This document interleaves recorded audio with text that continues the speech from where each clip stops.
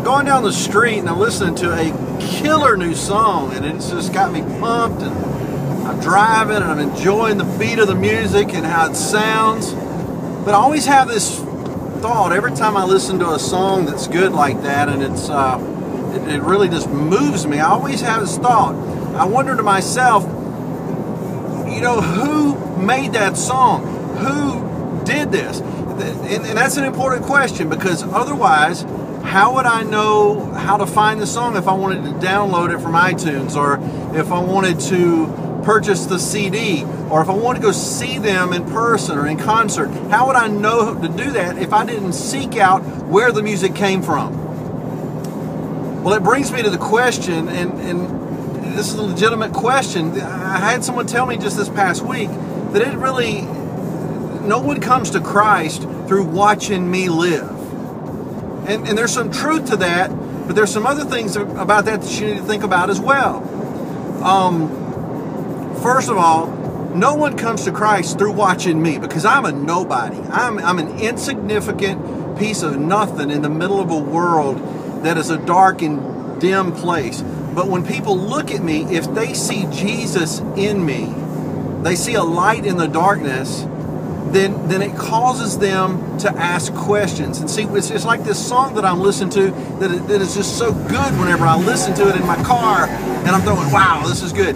When people see in my life something that is good and is different and it shines and it's powerful to them, when they see that, it makes them ask questions. And that is whenever I can tell them where the difference comes from. Just like I seek out who made that song, who recorded this disc, or who made this music, so that I can see that person, or I can go see that concert or buy that CD. When someone comes to me and they ask me the difference in my life, then I can tell them that the difference is Jesus, and it's the difference that He makes. And whenever people look at my life and they see me live in my Christianity, I become a living tract, or I become a living example of what and who Jesus is. And you've heard the statement that we're the only hands and feet of Christ.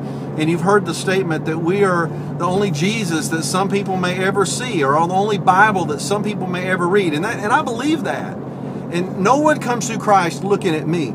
However, if they see Jesus in me, they may come to me looking for Christ. And at that point, I can tell them what makes the difference.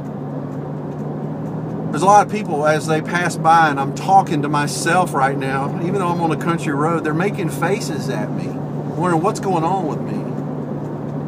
And as people pass by your life, do they see something different and wonder to themselves what's going on with you?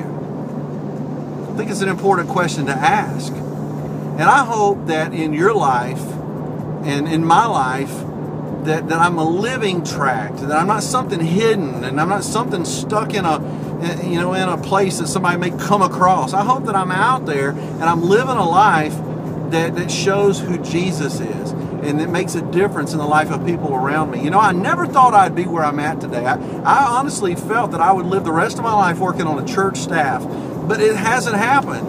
And I even pursued that this past year, and that door was slammed in front of me, much to my dismay, and I was real upset about that. But I feel like I'm where God wants me to be. And you know what I am? I'm a hardware salesman. I sell cabinetry, and I work at a hardware store and a home improvement center, and that's okay. And I'm going to be the best doggone salesperson that I can be, and I'm going to do good for that company.